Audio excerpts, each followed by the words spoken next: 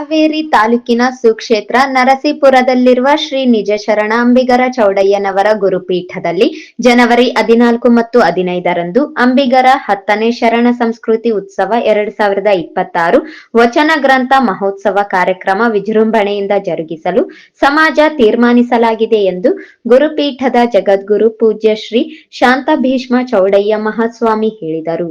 ನಗರದ ಪತ್ರಿಕಾ ಭವನದಲ್ಲಿ ಕರೆದ ಪತ್ರಿಕಾಗೋಷ್ಠಿಯಲ್ಲಿ ಮಾತನಾಡಿದ ಅವರು, ಕಾರ್ಯಕ್ರಮದ ಅಂಗವಾಗಿ ಶ್ರೀ ನಿಜ ಶರಣ ಅಂಬಿಗರ ಚೌಡಯ್ಯನವರ ಶಿಲಾ ಮಂಟಪ, ಕಂಚಿನ ಪುತ್ಥಳಿ ಲೋಕಾರ್ಪಣೆ ಹಾಗೂ ಶ್ರೀ ಮಹರ್ಷಿ ವೇದವ್ಯಾಸ ಕಲ್ಯಾಣ ಮಂಟಪ ಉದ್ಘಾಟನೆ ನೆರವೇರಲಿದೆ ಎಂದರು.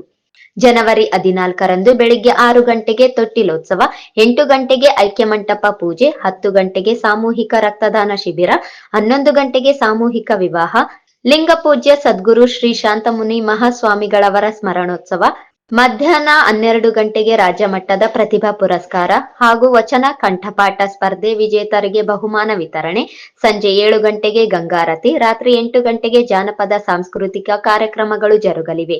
ಜನವರಿ 15ರಂದು ಬೆಳಿಗ್ಗೆ 8 ಗಂಟೆಗೆ ಧ್ವಜಾರೋಹಣ, 9:30ಕ್ಕೆ ಧರ್ಮಸಭೆ, 10 ಗಂಟೆಗೆ ಶ್ರೀ ನಿಜ ಶರಣ ಅಂಬಿಗರ ಚೌಡಯ್ಯನವರ ಶಿಲಾಮಂಟಪ, ಕಂಚಿನ ಪುತ್ಥಳಿ ಲೋಕಾರ್ಪಣೆ ಹಾಗೂ 5 ಕೋಟಿ ರೂಪಾಯಿ ವೆಚ್ಚದ ಶ್ರೀ ಮಹರ್ಷಿ ವೇದವ್ಯಾಸ ಕಲ್ಯಾಣ ಮಂಟಪ ಉದ್ಘಾಟನೆ ನೆರವೇರಲಿದ್ದು, ಬೆಳಿಗ್ಗೆ 11 ಗಂಟೆಗೆ ಶ್ರೀ ನಿಜ ಶರಣಾಂಬಿಗರ ಚೌಡಯ್ಯನವರ 906ನೇ ಜಯಂತ್ಯೋತ್ಸವ, ಮಧ್ಯಾಹ್ನ 12 ಗಂಟೆಗೆ ಜಗದ್ಗುರು ಪೂಜ್ಯ ಶ್ರೀ ಶಾಂತ ಭೀಷ್ಮ ಚೌಡಯ್ಯ ಮಹಾಸ್ವಾಮಿಗಳ ಪೀಠಾರೋಹಣ ದಶಮಾನೋತ್ಸವ, ಸಂಜೆ 5 ಗಂಟೆಗೆ ವಚನ ಗ್ರಂಥ ಮಹಾರಥೋತ್ಸವ ವಿಜೃಂಭಣೆಯಿಂದ ಜರುಗಲಿವೆ ಎಂದು ವಿವರಿಸಿದರು.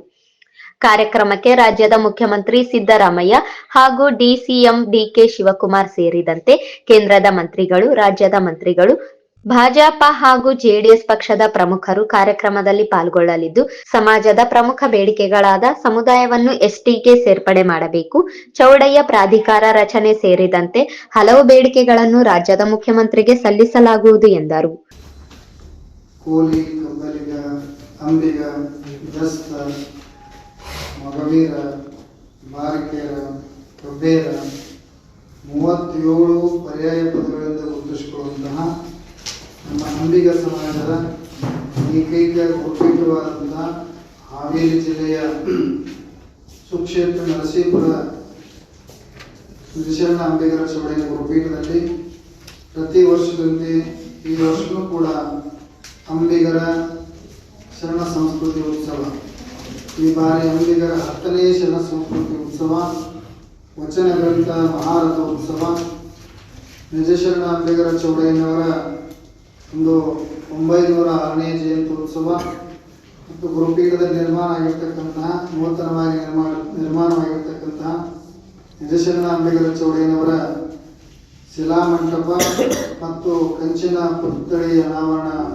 ವಿಶೇಷ ಉದ್ಘಾಟನಾ ಸಮಾರಂಭ, ಹಲವಾರು ಮಹರ್ಷಿ ವೇದವ್ಯಾಸ ಕಲ್ಯಾಣ ಮಂಟಪ 5 ಕೋಟಿ ರೂಪಾಯಿ ವೆಚ್ಚದಲ್ಲಿ ನಿರ್ಮಾಣವಾಗಿರ್ತಕ್ಕಂತಹ ಮಹರ್ಷಿ ವೇದವ್ಯಾಸರ ಕಲ್ಯಾಣ ಮಂಟಪ, ಹೀಗೆ ಹಲವಾರು ಒಂದು ಕಟ್ಟಡಗಳ ಉದ್ಘಾಟನೆ ಹಾಗೂ 14-15-2026 2 ದಿನಗಳ ಪರ್ಯಂತರವಾಗಿ ಸಾಂಸ್ಕೃತಿಕ, ಧಾರ್ಮಿಕ, ಸಾಹಿತ್ಯಿಕ, ಸಂಘಟನಾತ್ಮಕವಾಗಿರ್ತಕ್ಕಂತಹ ಕಾರ್ಯಕ್ರಮಗಳು ಈ ಒಂದು ಗುರುಪೀಠದಲ್ಲಿ ಜರುಗ್ತಾ ಇದ್ದಾವೆ.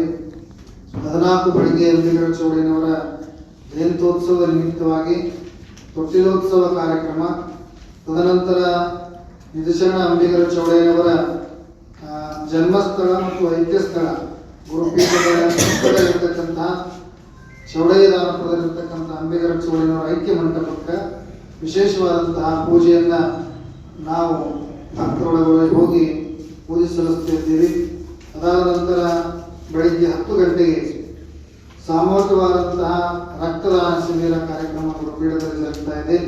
ತದನಂತರ 11 ಗಂಟೆಗೆ ಸಾಮೂಹಿಕವಾದಂತಹ ವಿವಾಹಗಳು, ಪೀಠದ ಪ್ರಥಮ ಪೀಠಾಧಿಪತಿಗಳಾಗಿರ್ತಕ್ಕಂತಹ ಪೂಜ್ಯ ಶಾಂತಮುನಿ ಮಹಾಸ್ವಾಮೀಜಿಯವರ ಒಂದು 10ನೇ ಸ್ಮರಣೋತ್ಸವ ಮತ್ತು ರಾಜ್ಯ ಮಟ್ಟದ ನಮ್ಮ ಸಮಾಜದ ಪ್ರತಿಭಾವಂತ ಮಕ್ಕಳಿಗೆ SSLC PUC ಮಕ್ಕಳಿಗೆ ಪ್ರತಿಭಾ ಪುರಸ್ಕಾರ ಮತ್ತು ವಿಶೇಷವಾಗಿ ಶರಣರ ವಚನಗಳನ್ನು ಕಂಠಪಾಠ ಸ್ಪರ್ಧೆ ಬಹುಮಾನ ವಿತರಣೆ ಕಾರ್ಯಕ್ರಮ ಈ ಒಂದು 14ರಂದು ನಡೀತಾ ಇದೆ.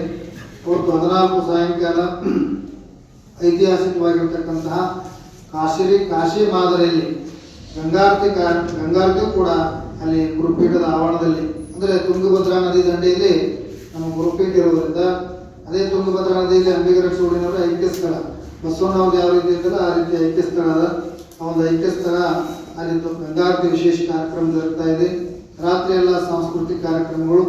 15ರಂದು ಬೆಳಗ್ಗೆ ಧರ್ಮ ಧ್ವಜಾರೋಹಣದೊಂದಿಗೆ ನಿಜಶರಣ ಅಂಬಿಗರ ಚೌಡಯ್ಯನವರ ಒಂದು ಜಯಂತ್ಯೋತ್ಸವ ಮತ್ತು ಜಾತ್ರೋತ್ಸವ ಕಾರ್ಯಕ್ರಮದ ಉದ್ಘಾಟನೆ ಆಗ್ತಾ ಇದೆ. ಆ ಒಂದು ಕಾರ್ಯಕ್ರಮದಲ್ಲಿ ವಿಶೇಷವಾಗಿ ನಮ್ಮ ಪೀಠಾರೋಹಣದ ದಶಮಾನೋತ್ಸವವೂ ಕೂಡ 15ರಂದು ಜರುಗ್ತಾ ಇದೆ. ಮತ್ತು ಸಾಯಂಕಾಲ 5 ಗಂಟೆಗೆ ವೈಚಾರಿಕ ಅಧಿಕಾರರು ಶರಣರಾಗಿದ್ದರಿಂದ ಯಾವುದೇ ವ್ಯಕ್ತಿ ಮೂರ್ತಿಗಳನ್ನು ಕೂಡಿಸಲಾಗದೆ ವಚನ ಸಾಹಿತ್ಯವನ್ನೇ ರಥದಲ್ಲಿ ಇರಿಸಿ ವಚನ ಗ್ರಂಥ ಮಹಾರಥೋತ್ಸವ ಅಂತಕ್ಕಂಥದ್ದು ಸಾವಿರಾರು ಲಕ್ಷಾಂತರ ಭಕ್ತರ ಮಧ್ಯದಲ್ಲಿ ವಚನ ಜಯಘೋಷದೊಂದಿಗೆ ಪ್ರತಿ ವರ್ಷ ಗುರುಪೀಠದಲ್ಲಿ ನಡೀತಾ ಇದೆ. ಈ ಒಂದು ಕಾರ್ಯಕ್ರಮದಲ್ಲಿ ರಾಜ್ಯದ ಮುಖ್ಯಮಂತ್ರಿಗಳಾಗಿರ್ತಕ್ಕಂಥ ಸನ್ಮಾನ್ಯ ಸಿದ್ದರಾಮಯ್ಯನವರನ್ನ ಆಮಂತ್ರಿಸಿದ್ದೇವೆ ಮತ್ತು ಉಪಮುಖ್ಯಮಂತ್ರಿಗಳಾಗಿರ್ತಕ್ಕಂಥ ಡಿ.ಕೆ. ಶಿವಕುಮಾರ್ ಅವರನ್ನು ಆಮಂತ್ರಿಸಿದ್ದೇವೆ. ಹಾಗೂ ಭಾಜಪ ಮತ್ತು JDS ಎಲ್ಲ ರಾಜಕೀಯ ನಾಯಕರನ್ನ, ಕೇಂದ್ರ ಮಂತ್ರಿಗಳನ್ನ ಈ ಕಾರ್ಯಕ್ರಮಕ್ಕೆ ಆಹ್ವಾನಿಸ್ತಾ ಇದ್ದೇವೆ. ಅವರೆಲ್ಲ ಬರ್ತಾ ಇದ್ದಾರೆ. ಅಷ್ಟೇ ಅಲ್ಲದೆ ರಾಜ್ಯದ ನಾನಾ ಭಾಗಗಳಿಂದ ಹರಗುರು ಚರಮೂರ್ತಿಗಳು, ಪೂಜ್ಯರು, ಜ್ಞಾನಿಗಳು ಮತ್ತು ಚಿಂತಕರು, ವೈಚಾರಿಕ ಅಧಿಕಾರವಾಗಿರ್ತಕ್ಕಂಥ ಅನೇಕ ಪೂಜ್ಯರನ್ನ ಈ ಕಾರ್ಯಕ್ರಮದಲ್ಲಿ ಆಹ್ವಾನಿಸ್ತಾ ಇದ್ದೀವಿ. ಅಷ್ಟೇ ಅಲ್ಲದೆ ರಾಜ್ಯದ ಎಲ್ಲ ಭಾಗದಿಂದ ಈ ಕಾರ್ಯಕ್ರಮಕ್ಕೆ ಜನ ಬರ್ತಾರೆ. ಅಷ್ಟೇ ಅಲ್ಲದೆ ಹೊರ ರಾಜ್ಯಗಳಿಂದಲೂ ಕೂಡ ಈ ಕಾರ್ಯಕ್ರಮಕ್ಕೆ ಜನ ಬರ್ತಾ ಇರೋದ್ರಿಂದ ಇವತ್ತು ನಮ್ಮ ಸಮಾಜದ ಈ ನಮ್ಮ ಅಂಬಿಗರ ಸಮಾಜದ ಬೆಸ್ತ ಕೋಲಿ ಅಂತ ನಾವು ನೋಡ್ತೀವಲ್ಲ, ನಮ್ಮ ಜನಾಂಗದ ಬಹಳ ದಿನದ ಹಕ್ಕೊತ್ತಾಯ ಅದ. ಬಹಳ ದಿನದ ನಾವು ಹೋರಾಟ 40 ವರ್ಷಗಳಿಂದ ನಾವು ಮಾಡ್ಕೊಂಡು ಬಂದೀವಿ. ಈ ಸಮಾಜಕ್ಕೆ ಸ್ವತಂತ್ರ ಸಿಕ್ಕಾಗಿದ್ದರಿಂದ ಈ ಸಮಾಜಕ್ಕೆ ನ್ಯಾಯ ಸಿಕ್ಕಿಲ್ಲ. ಎಸ್ ಟಿ ಹೋರಾಟ ಅಂತಕ್ಕಂಥದ್ದು, ಎಸ್ ಟಿ ಮೀಸಲಾತಿ ಅಂತಕ್ಕಂಥದ್ದು ಈ ಜನಾಂಗಕ್ಕೆ ಕೊಡ್ತಾ ಇಲ್ಲ. ಡೆಲ್ಲಿಗೆ ಹೋಗಿ ವಾಪಸ್ ಬರ್ತಾ ಇದೆ. ಈಗಾಗಲೇ ಮತ್ತೆ ರಾಜ್ಯಕ್ಕೆ ಬಂದಿದೆ. ಈ ಒಂದು ಕಾರ್ಯಕ್ರಮದಲ್ಲಿ ಮುಖ್ಯಮಂತ್ರಿಗಳು ಕೂಡ ನಾವು ಸಮಾಜದ ಮೀಸಲಾತಿ ವಿಚಾರವಾಗಿ ಹಕ್ಕೊತ್ತಾಯವನ್ನು ಮಾಡಿ ಅವರಿಗೆ ಗಡುವನ್ನು ಕೊಡುವಂತಹದ್ದನ್ನು ಕೂಡ ಈ ಒಂದು ಕಾರ್ಯಕ್ರಮದ ಮುಖಾಂತರ ಮಾಡ್ತಾ ಇದ್ದೀವಿ. ಅಷ್ಟೇ ಅಲ್ಲದೆ ನಿಜಶರಣ ಅಂಬಿಗರ ಚೌಡಯ್ಯನವರ ಗದ್ದಿಗೆ ಇವತ್ತು ನದಿಯಲ್ಲಿ, ತುಂಗಭದ್ರಾ ನದಿಯಲ್ಲಿ ಇದೆ. ಆ ಒಂದು ನದಿಯಲ್ಲಿರ್ತಕ್ಕಂಥ ಐಕ್ಯ ಮಂಟಪ ಪ್ರತಿ ವರ್ಷ ಪ್ರವಾಹ ಬಂದಾಗ, ನದಿ ಬಂದಾಗ ಮುಳುಗಡೆ ಆಗ್ತಾ ಇದೆ. ಅದಕ್ಕಾಗಿ ಅದನ್ನು ಸಂರಕ್ಷಣೆ ಮಾಡುವಂಥದ್ದಕ್ಕಾಗಿ ಇದನ್ನ ಸಿದ್ದರಾಮಯ್ಯನವರು ಮುಖ್ಯಮಂತ್ರಿ ಇದ್ದಾಗ ಹಿಂದಿನ ಅವಧಿಯಲ್ಲಿ 37 ಕೋಟಿ ಅನುದಾನ ಬಿಡುಗಡೆ ಮಾಡಿದ್ರು. ಅದರಲ್ಲಿ ಅದು ಒಂದು ಪ್ರಾಚ್ಯ ಇಲಾಖೆ ದೇವಸ್ಥಾನ, ಮುಕ್ತೇಶ್ವರ ದೇವಸ್ಥಾನ ಇರೋದ್ರಿಂದ ಅದಕ್ಕೆ ಅಭಿವೃದ್ಧಿಗೆ ಪರ್ಮಿಷನ್ ಕೇಂದ್ರ ಸರ್ಕಾರ ಸೇರಿದ್ರಿಂದ ಕೊಟ್ಟಿರಲಿಲ್ಲ. ಅದಕ್ಕೆ ರಾಜ್ಯ ಸರ್ಕಾರ ಮುತುವರ್ಜಿ ವಹಿಸಿ ಅದನ್ನು ಪ್ರಾಧಿಕಾರ ಮಾಡಿ ಅದನ್ನು ಸರ್ಕಾರನೇ ಪರ್ಮಿಷನ್ ತಗೊಂಡು ಗದ್ದಿಗೆ ಅಭಿವೃದ್ಧಿ ಮಾಡಬೇಕಂತಕ್ಕಂಥ ಒಂದು ಹಕ್ಕೊತ್ತಾಯದ ಹೋರಾಟನೂ ಕೂಡ ಈ ಜಾತ್ರೆ ಮುಖಾಂತರ ನಾವು ಮಂತ್ರಿಗಳಿಗೆ ಎಲ್ಲರೂ ಮಾಡ್ತೀವಿ, ಮಾಧ್ಯಮ ಮುಖಾಂತರ ನಾವು ತಿಳಿಸ್ತಾ ಇದ್ದೀವಿ. ಆ ನಿಟ್ಟಿನಲ್ಲಿ ನಮ್ಮ ಸಮಾಜದ ಅನೇಕ ಸಮಸ್ಯೆಗಳ ಕುರಿತಾಗಿ ಇಲ್ಲೆಲ್ಲ ಚರ್ಚೆಗಳು ಮಾಡ್ತಾ ಇದ್ದೀವಿ. ಅದಕ್ಕಾಗಿ ಇವತ್ತು ಪ್ರತಿ ಜಿಲ್ಲಾವಾರು 30 ಜಿಲ್ಲೆಗಳಿಗೆ ನಾವು ಪ್ರವಾಸವನ್ನು ಹಾಕೊಂಡು ಜನಜಾಗೃತಿ ಮಾಡಿ ಸಮುದಾಯ ಪ್ರತಿಬಿಂಬಿಸುವಂತಹ ಕೆಲಸವನ್ನು ಮಾಡ್ತಾ ಇದ್ದೀವಿ. ಆ ನಿಟ್ಟಿನಲ್ಲಿ ಇವತ್ತು ರಾಯಚೂರು ಜಿಲ್ಲೆಗೆ ನಾವು ಬಂದಿದ್ದೀವಿ. ಇವತ್ತು ಇಲ್ಲೆಲ್ಲ ಸಭೆಯನ್ನು ಮಾಡಿ ಜನರನ್ನು ಜಾಗೃತಿ ಮಾಡ್ತಾ ಇದ್ದೀವಿ. ವರದಿಗಾರರು ಈ ಸುದ್ದಿಯನ್ನು ರಾಜ್ಯ ಸುದ್ದಿಯನ್ನಾಗಿ ಮಾಡಿ. ಈ ಸಂದರ್ಭದಲ್ಲಿ ಶರಣಪ್ಪ, ಕೆ. ಶಾಂತಪ್ಪ, ಆಂಜನೇಯ ಕಡಗೋಳು ಸೇರಿದಂತೆ ಇತರರಿದ್ದರು.